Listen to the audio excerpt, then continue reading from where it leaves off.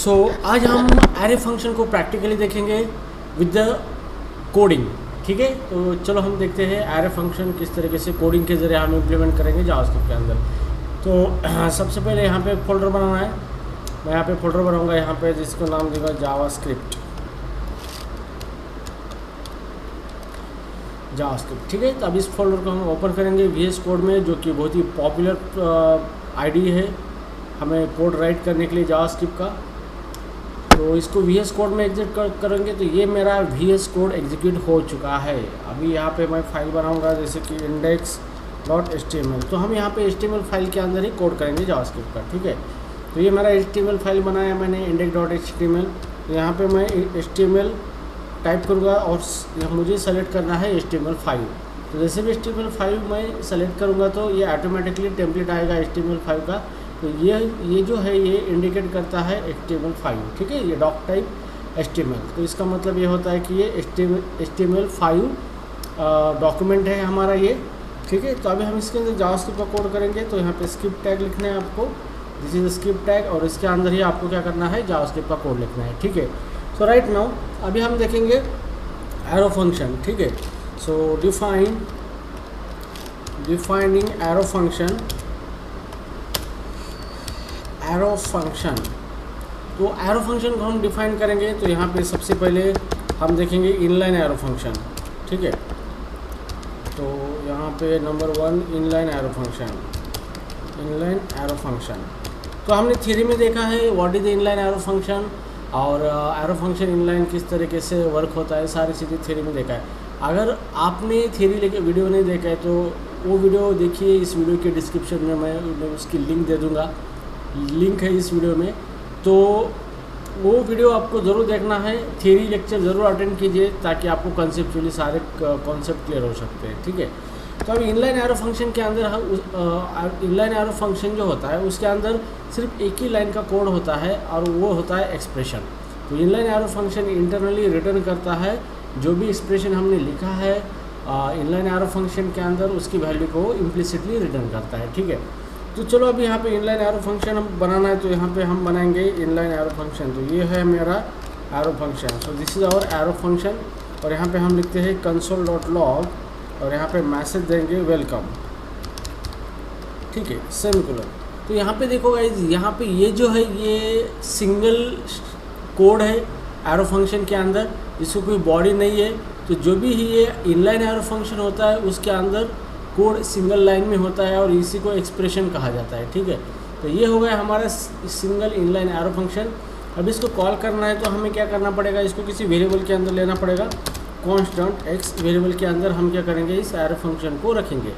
तो arrow function ये एक एनोनिमस फंक्शन होता है, मतलब जिसको कोई नेम नहीं होता। तो उसको कॉल करने के लिए हमें उसको किसी वेरिएबल के अंदर रखना पड़ता है और उस वेरिएबल से हम उसको कॉल करेंगे। तो ये है हमारा इनलाइन एरो फंक्शन। उसके अंदर ये एक ही लाइन के अंदर कोड है और इसको हमने रखा है x वेरिएबल के अंदर। चलो अभी इसको कॉल करना है तो हमें x को कॉल करना पड़ेगा इस तरीके से, और इसी को बोला जाता है फंक्शन कॉल। तो इस तरीके से हम क्या करते हैं, फंक्शन को कॉल करते हैं। तो यहाँ पे x के अंदर हमने फंक्शन रखा है, ये है हमारा इनलाइन एरो फंक्शन, x के अंदर रखा है और हमने x को कॉल किया है। जैसे भी ये कॉल होगा ऑटोमेटिकली ये फंक्शन एग्जीक्यूट होगा, और इसके अंदर console.log लिखा है, इसका आउटपुट आ जाएगा कंसोल पे। ठीक है, तो इसको Ctrl+S करेंगे, सेव करेंगे। अभी इसको हम रन करेंगे। तो इंडेक्स फाइल पे राइट बटन क्लिक करना है, ओपन इन ब्राउज़र करना है। अगर आपको ये ऑप्शन नहीं आ रहा है तो यहाँ पे आपको एक्सटेंशन में जाना है यहाँ पे, और यहाँ पे आपको ओपन इन ब्राउज़र एक्सटेंशन को फाइंड सर्च करना है, और यहाँ पे आएगा ओपन इन ब्राउज़र, इसको इंस्टॉल करना है। तो मैंने ऑलरेडी यहाँ पे इंस्टॉल किया है। तो चलो इसको राइट बटन क्लिक करेंगे और default browser, open in default browser या फिर अदर ब्राउज़र। तो मैं इसको डिफ़ॉल्ट ब्राउज़र में ओपन करूँगा, जो भी हमारा डिफ़ॉल्ट ब्राउज़र है वो उसके अंदर ओपन हो जाएगा। तो ये मेरा वो डिफ़ॉल्ट ब्राउज़र है, इसके अंदर ये मेरी फाइल ओपन हो चुकी है। अब इसको मुझे कंसोल पे जाना है, राइट बटन क्लिक करके इंस्पेक्ट, और यहाँ पे कंसोल है, कंसोल पे तो यहाँ पे देखो हमारा आउटपुट आ चुका है वेलकम। ठीक है, तो इस तरीके से आप क्या कर सकते हो, इनलाइन एरो फंक्शन बना सकते हो जावास्क्रिप्ट के अंदर। तो यहाँ पे ये हमारा आउटपुट है। ठीक है, अभी हम देखेंगे parameterize the inline arrow function.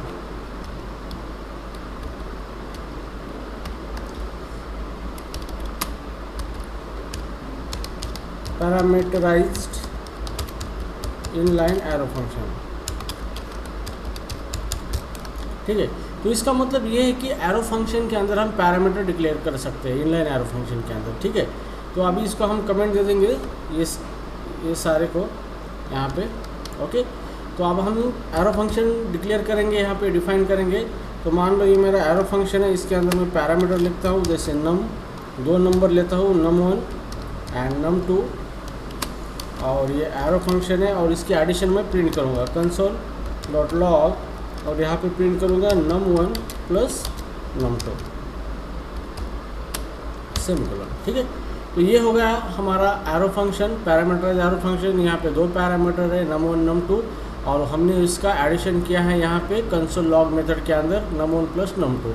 तो ये हमारा एरो फंक्शन हो गया इनलाइन, और इसको हम रखेंगे किसी वेरिएबल के अंदर, जैसे हम लिखेंगे कॉन्स्ट ऐड नाम का वेरिएबल यहाँ पे add equal to arrow function. तो अब इस एरो फंक्शन को कॉल करना है तो हमें ऐड का इस्तेमाल करना पड़ेगा। तो यहाँ पे ऐड, और यहाँ पे एरो फंक्शन जैसे भी हम कॉल कर रहे हैं, इसको 2 पैरामीटर है, इसको अभी हमें वैल्यू पास करना है एज आर्गुमेंट। तो यहाँ पे मैं 10 पास करूँगा और इसको 20 पास करूँगा। ठीक है, और सेमीकोलन। तो ये हो गया arrow function call, this is called as arrow function call. ठीक है, तो हमने क्या किया है, एरो फंक्शन को कॉल किया है। तो जैसे भी ये ऐड फंक्शन कॉल होगा तो ये हमारा क्या होगा, ये इनलाइन एरो फंक्शन कॉल होगा, और ये 10 चला जाएगा num1 के अंदर, 20 चला जाएगा num2 के अंदर। ठीक है, तो यहाँ पे हमने एरो फंक्शन को कॉल किया है और ये आर्गुमेंट पास किए हैं। तो num1 के अंदर 10 जाएगा, num2 के अंदर 20 जाएगा, और console.log में हमने इसका एडिशन प्रिंट किया है। ठीक है, तो चलो अब इसको रन करते हैं। तो ऑलरेडी ये फाइल हमारी ओपन है, यहाँ पे सिर्फ इसको रिफ्रेश करना है, और यहाँ पे देखो आउटपुट आ चुका है हमारा 30। ठीक है, तो यहाँ पे 30 आउटपुट आ चुका है हमारा, ये इस तरीके से। तो इस तरीके से हम क्या कर सकते हैं, पैरामीटराइज्ड एरो फंक्शन डिफाइन कर सकते हैं। ठीक है, सो अभी हम देखेंगे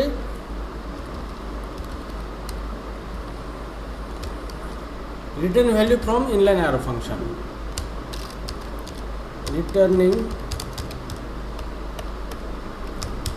value from inline arrow function. ठीक है, तो अभी ये जो हमारा इनलाइन एरो फंक्शन है वो क्या करेगा, किसी वैल्यू को रिटर्न करेगा। ठीक है, तो अब इसमें इसकी वैल्यू हम किस तरीके से रिटर्न करेंगे। तो यहाँ पे एक चीज़ हमेशा याद रखनी है, inline arrow function automatically value return करता है, हमें कोई रिटर्न स्टेटमेंट यूज करने की ज़रूरत बिल्कुल नहीं है। ठीक है, तो यहाँ पे हम एरो फंक्शन को बनाएंगे, जैसे हमारा एक एरो फंक्शन है जिसके अंदर हम एक नम लेंगे और ये रिटर्न करेगा उसका स्क्वायर। तो यहाँ पे हमें ऐसे रिटर्न लेने की कोई ज़रूरत नहीं है, रिटर्न और उसका स्क्वायर है नम इंटू नम, नम इंटू नम।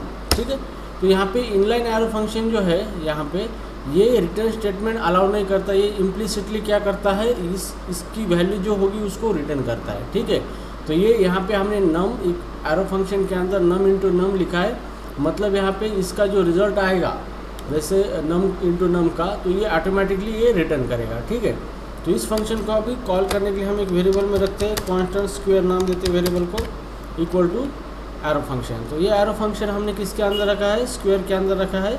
अभी इसको कॉल करेंगे, तो कॉल करना है स्क्वायर, और यहाँ पे इसको पास करना है ये एक value, this is called as, हम इसको 10 पास करेंगे। ठीक है, तो जैसे भी ये फंक्शन कॉल होगा ये वैल्यू रिटर्न करेगा नम इंटू नम। जैसे हमने 10 पास किया है तो नम के अंदर 10 चला जाएगा, और 10 इंटू 10 100 रिटर्न करेगा। तो जो भी रिटर्न करेगा हमें रिटर्न वैल्यू लेनी है वेरिएबल के अंदर, यहाँ पे result is equal to square. ठीक है, तो जैसे भी ये स्क्वायर फंक्शन रिटर्न करेगा, मतलब ये एरो फंक्शन रिटर्न करेगा, तो वैल्यूज रिजल्ट के अंदर चली जाएंगी और हम इसको प्रिंट करेंगे console.log के अंदर रिजल्ट।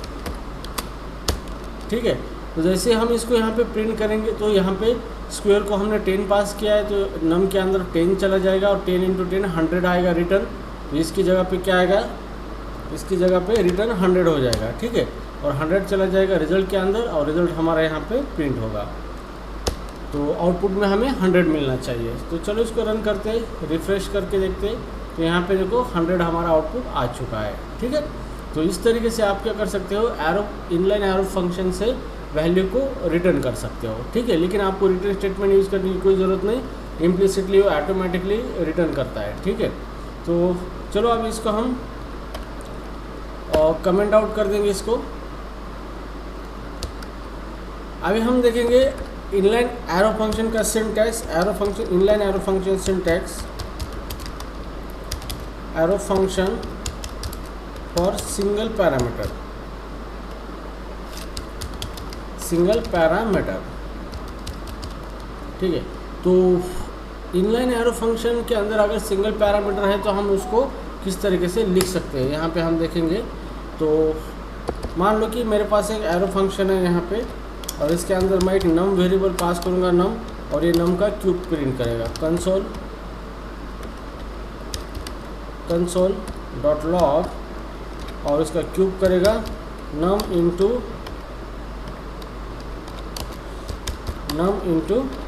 नम।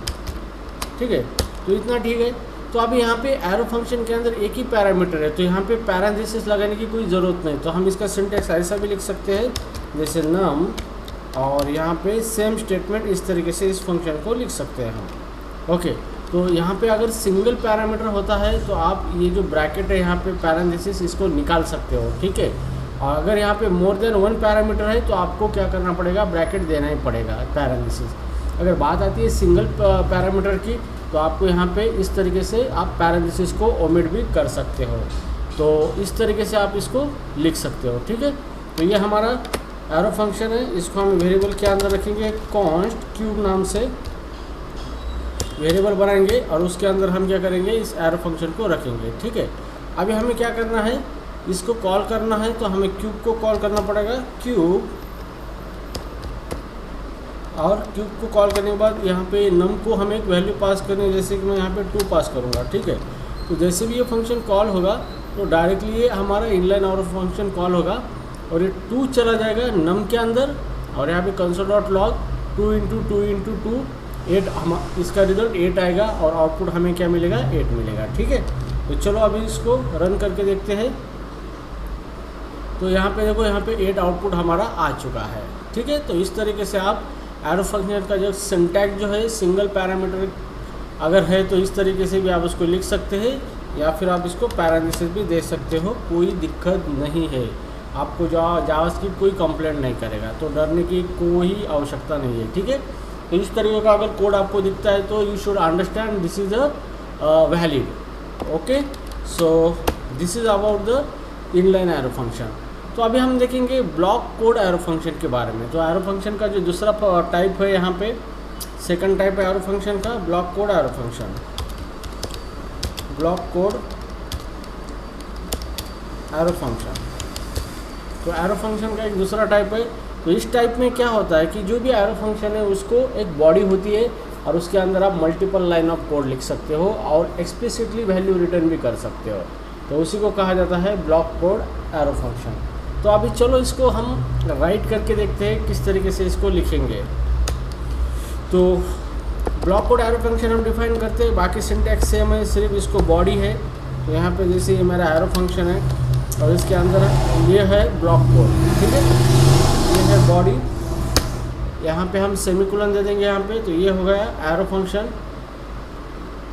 तो यहाँ पे ये जो है, ये this is called the block. Okay, तो इसके अंदर हम क्या कर सकते हैं, ब्लॉक ऑफ कोड लिख सकते हैं, मतलब मल्टीपल लाइन कोड लिख सकते हैं। तो हम इसको console dot log multiple line लिखेंगे आउटपुट के लिए, जैसे वेलकम पहला,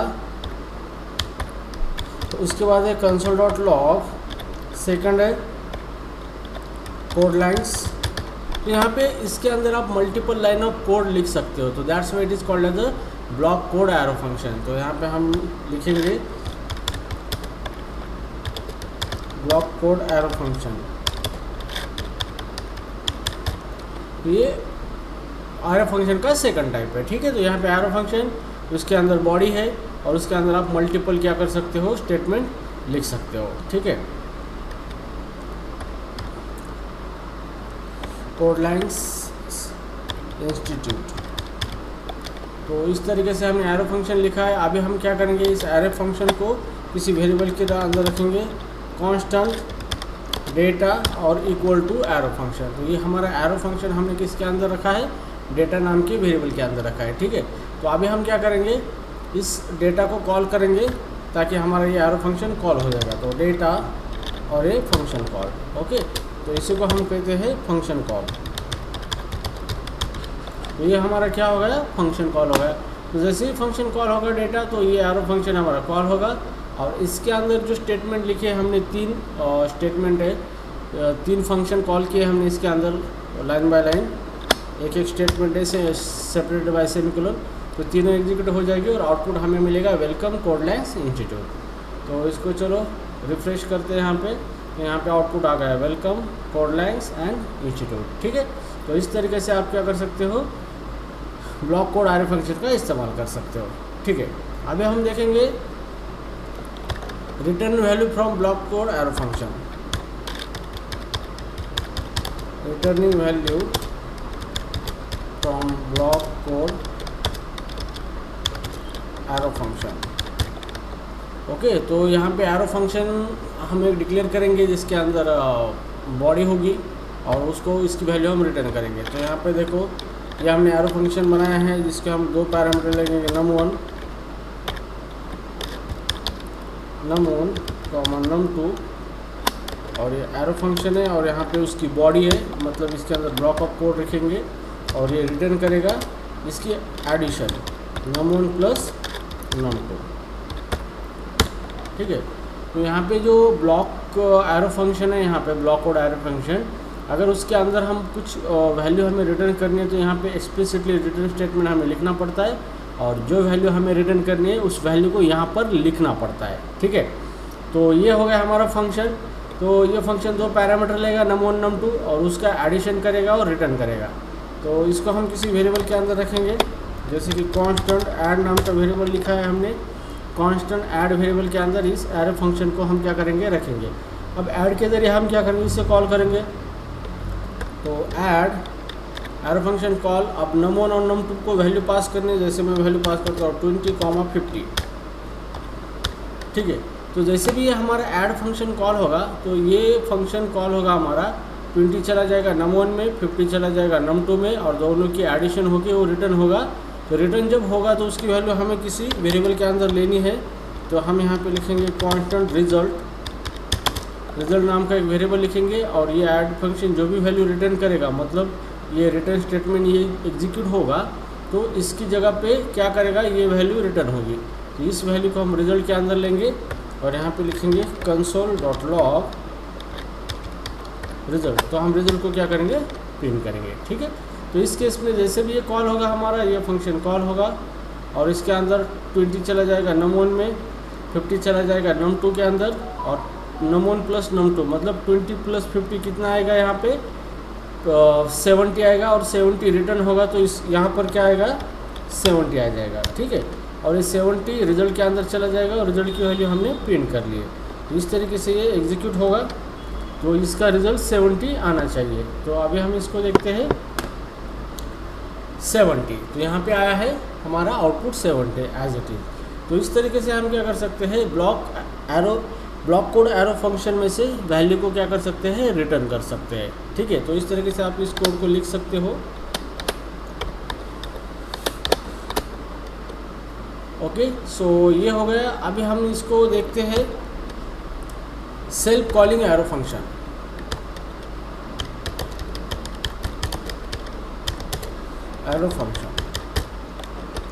तो अभी तक हमने क्या किया कि एरो फंक्शन को डिक्लेयर किया है, मतलब डिफाइन किया है और उसको किसी वेरिएबल के अंदर रख के उसका कोड कॉल किया है। ठीक है, अभी हम क्या करेंगे, एरो फंक्शन को किसी वेरिएबल के अंदर नहीं रखेंगे, वो खुद को ही कॉल करेगा। ठीक है, तो जैसे कि मान लो कि यहाँ पे हमने एरो फंक्शन बनाया है यहाँ पे और इसके अंदर मैं कोड लिखता हूँ console.log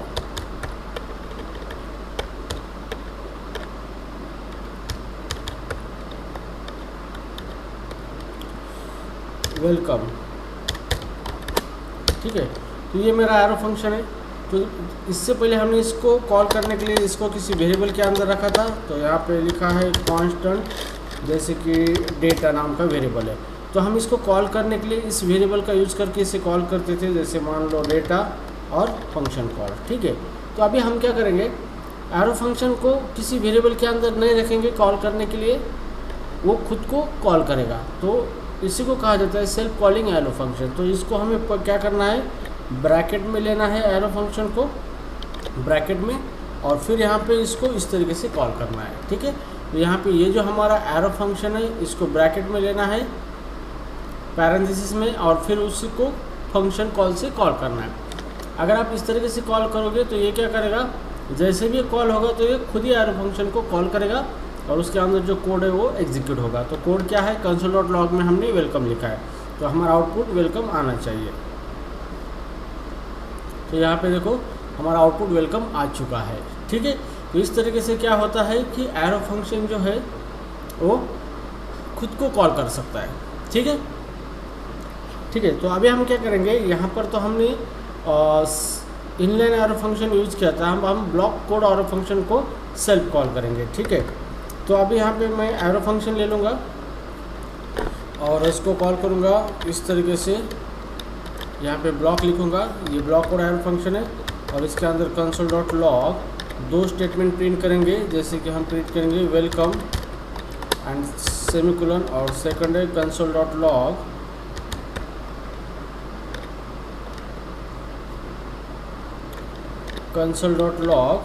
कोड लाइन्स। ठीक है, तो यहाँ पे हमने 2 स्टेटमेंट कॉल की स्टेटमेंट यूज़ किया है, यहाँ पे दोनों ही फंक्शन कॉल है। तो यहाँ पे हमने दो console.log मेथड जो है उसको हमने कॉल किया है लॉग मैसेज प्रिंट करने के लिए। ठीक है, तो अभी ये हमारा ब्लॉक कोड एरो फंक्शन है, अभी इसको हमें खुद ये फंक्शन खुद को कॉल करेगा। तो इसको हमें क्या करना है, ब्रैकेट में लेना है, और यहाँ पे इसको ब्रैकेट में लेना है इस तरीके से, और फिर यहाँ पे फंक्शन कॉल देना है। तो जैसे भी आप इस तरीके से इसको ब्रैकेट में लोगे और फंक्शन कॉल करोगे तो ये ऑटोमेटिकली खुद को ही कॉल करेगा, और उसके अंदर जो भी कोड लिखा है हमने वो एग्जीक्यूट होगा। ठीक है, तो Ctrl+S करेंगे इसको और प्रिंट करेंगे इसको, तो आउटपुट हमारा वेलकम कोड लाइन्स आना चाहिए। तो यहाँ पे देखो वेलकम और कोड लाइन्स, तो ये सक्सेसफुली एग्जीक्यूट हो चुका है और यहाँ पे आउटपुट इसका आ चुका है। तो इस तरीके से एरो फंक्शन खुद को ही कॉल करता है। ठीक है, अभी हम देखेंगे कि passing parameter to the self calling, passing declare parameter to the self calling arrow function.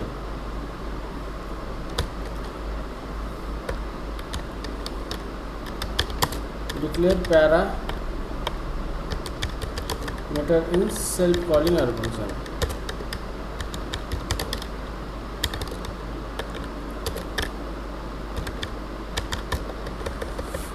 ठीक है, तो अभी हम क्या करेंगे, एरो फंक्शन बनाएंगे जिसके अंदर पैरामीटर डिक्लेयर करेंगे। तो मान लो कि हम एक एरो फंक्शन बनाएंगे जो क्या करेगा, एक नंबर का स्क्वायर प्रिंट करेगा। तो यहाँ पे एरो फंक्शन है, इसको हम नम पास करेंगे और वो क्या करेगा, नंबर का स्क्वायर प्रिंट करेगा। तो console.log और यहाँ पे num इंटू नम। ठीक है, तो ये हमारा एरो फंक्शन हो गया जिसके अंदर हमने एक पैरामीटर डिक्लेयर किया है, और वो क्या करेगा, उसी पैरामीटर का स्क्वायर बना के प्रिंट करेगा। अब इसको कॉल करना है तो इसको हमें ब्रैकेट में लेना है, कुछ नहीं करना है, सिंपली इसको ब्रैकेट में लेना है इस तरीके से। अब इसको कॉल करना है तो यहाँ पे फंक्शन पैरेंथेसिस देना है, और ये जो है पैरामीटर इसको वैल्यू पास करना है। यहाँ पे एज आर्गूमेंट मैं पास करूँगा 5 और सेमीकोलन। तो जैसे भी आप इसको दो इस तरीके का कोड करोगे तो जैसे भी यहाँ पे फंक्शन कॉल होगा तो ऑटोमेटिकली ये फंक्शन खुद को ही कॉल करेगा, और ये जो 5 है ये नम के अंदर चला जाएगा यहाँ पर, और console.log में num इंटू नम प्रिंट किया है तो हमारा आउटपुट शुड भी 25 आना चाहिए, मतलब 5 का स्क्वायर।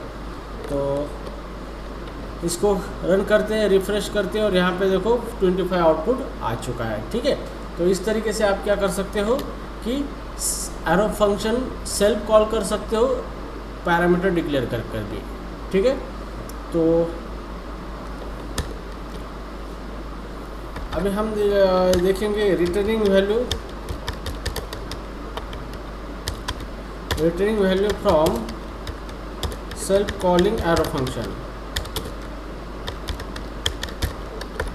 ठीक है, अब एरो फंक्शन के अंदर हम वैल्यू रिटर्न करेंगे और उसी एरो फंक्शन को क्या करेंगे, कॉल करेंगे सेल्फ। ठीक है, तो अभी मान लो कि यहाँ पे हम सेम एग्जांपल लेते हैं। यहाँ पे जैसे कि एक एरो फंक्शन है, ठीक है, उसको एक नंबर पैरामीटर डिक्लेयर किया है और वो रिटर्न करेगा नंबर का स्क्वायर, नम इंटू नम, सेमीकोलन। ठीक है, अब इसको हम कॉल करेंगे सेल्फ, तो यहाँ पर डायरेक्टली ब्रैकेट लेना है आपको, इसको पैरेंथेसिस में रखना है, पैरेंथेसिस, और यहाँ पे फंक्शन को कॉल करना है सेल्फ, और नम जो है पैरामीटर यहाँ पे उसको आर्गुमेंट पास करना है, जैसे हम 5 पास करेंगे और यहाँ पे सेमीकोलन देंगे। तो जैसे भी ये फंक्शन कॉल होगा, खुद को कॉल करेगा, ये 5 चला जाएंगे नम के अंदर और रिटर्न क्या करेगा, नम का स्क्वायर। तो ये जैसे भी रिटर्न करेगा, इसकी वैल्यू हमें किसी वेरिएबल के अंदर लेनी है, तो यहाँ पे कांस्टेंट स्क्वायर नाम का हम वेरिएबल लिखेंगे और इक्वल टू, तो यहाँ पे क्या होगा, स्क्वायर के अंदर ये फंक्शन नहीं चला जाएगा, ये फंक्शन कॉल करने के बाद उसका जो रिटर्न वैल्यू आएगा वो चला जाएगा स्क्वायर के अंदर। तो स्क्वायर के अंदर हमें आउटपुट मिलेगा, यहाँ पे कंसोल डॉट लॉग अगर स्क्वायर करते हैं तो आउटपुट आएगा हमारा 25। ठीक है, तो इस तरीके से क्या कर सकते हो आप, एरो फंक्शन वैल्यू रिटर्न कर सकता है और उसको खुद ही कॉल करके उसका रिजल्ट किसी वेरिएबल में आप ले सकते हो। ठीक है, तो जैसे हम इसको कंसोल डॉट लॉग करेंगे तो आउटपुट आ जाएगा हमारा, रिफ्रेश करने के बाद यहाँ पे 25 आउटपुट हमारा आ चुका है। तो इस तरीके से आप क्या कर सकते हो, एरे फंक्शन का इस्तेमाल कर सकते हो, अलग अलग कोडिंग के ज़रिए अलग अलग फंक्शनलिटी इम्प्लीमेंट कर सकते हो, अलग अलग स्टाइल में। और अगर कोई एग्जिस्टिंग प्रोजेक्ट है उसके अंदर अलग अलग डेवलपर अलग अलग तरीके का कोड करते हैं, तो सारा कोड यहाँ पे आपको पता चला है, तो आपको इजीली आइडेंटिफाई हो जाएगा कि ये कोड का मतलब क्या है।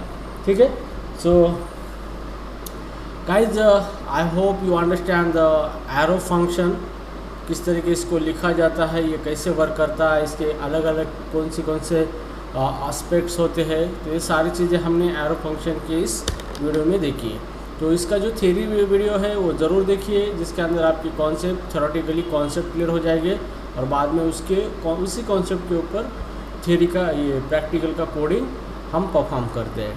ठीक है, so I hope you understand this practical of arrow function. Okay, thank you so much.